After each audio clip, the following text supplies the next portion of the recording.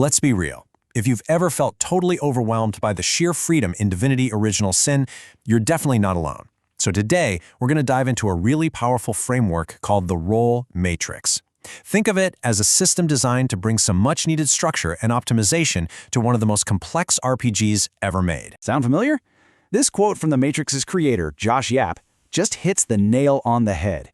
It perfectly captures that pain point so many of us have felt.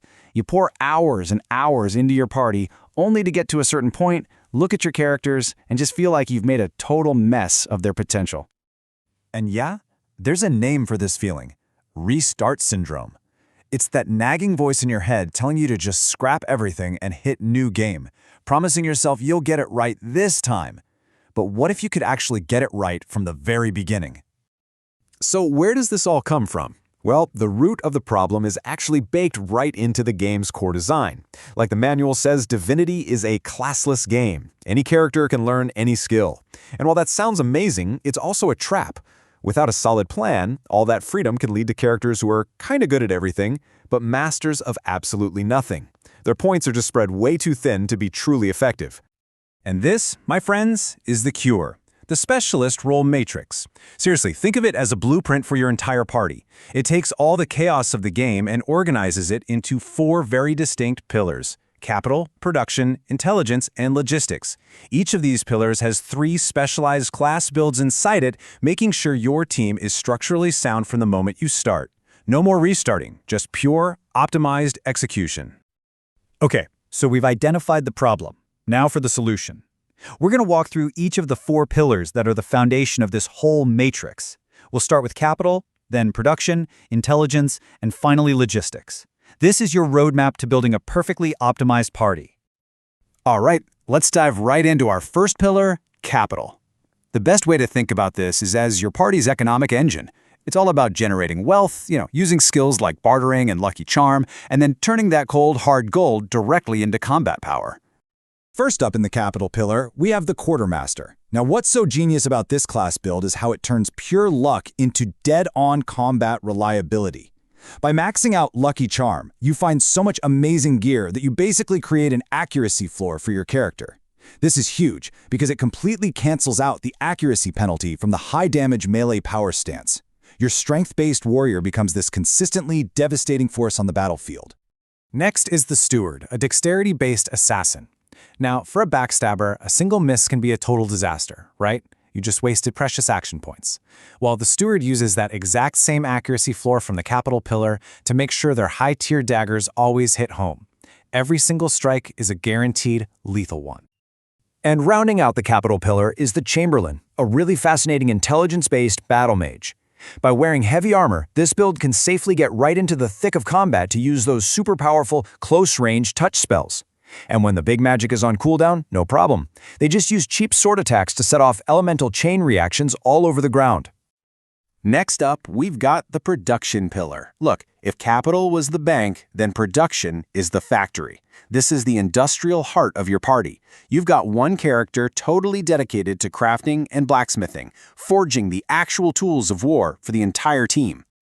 The strength-based class build here is the Artisan. This is your frontline anchor.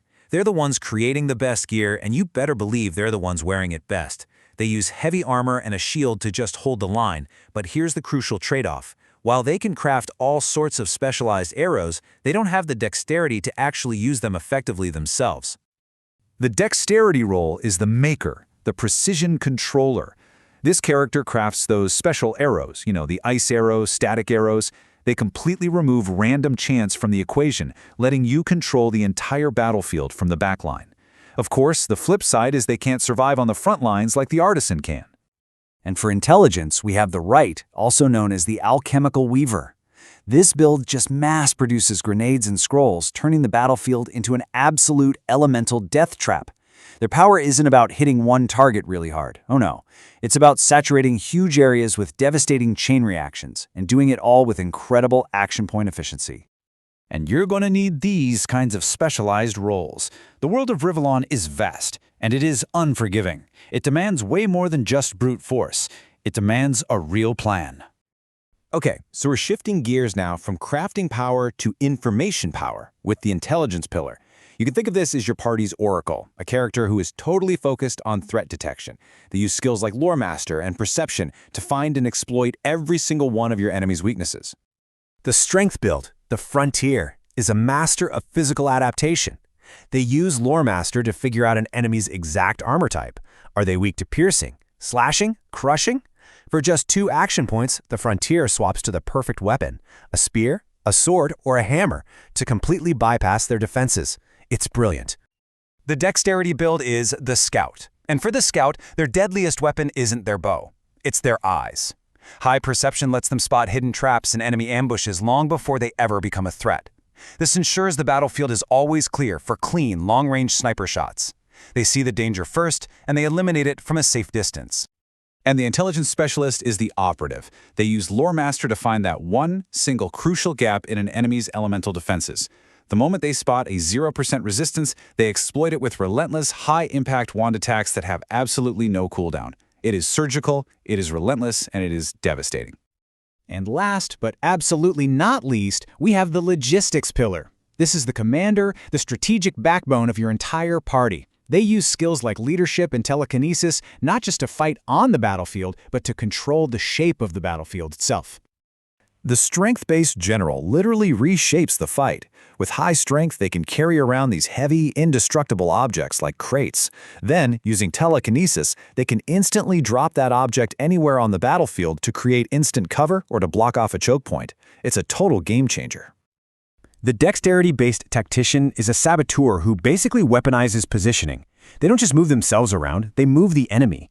This is how they create what the guide calls lethal situations, teleporting enemies directly into a roaring fire, or jumping into the backline to cause absolute chaos among the enemy ranks. Finally, we have the Intelligence-based Chancellor.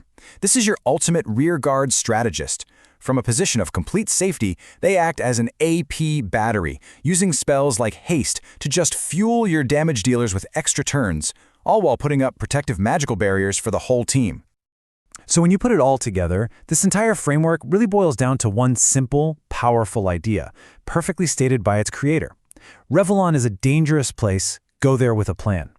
The RLE Matrix isn't about restricting your creativity. It's about giving your creativity a strong, optimized foundation to build upon.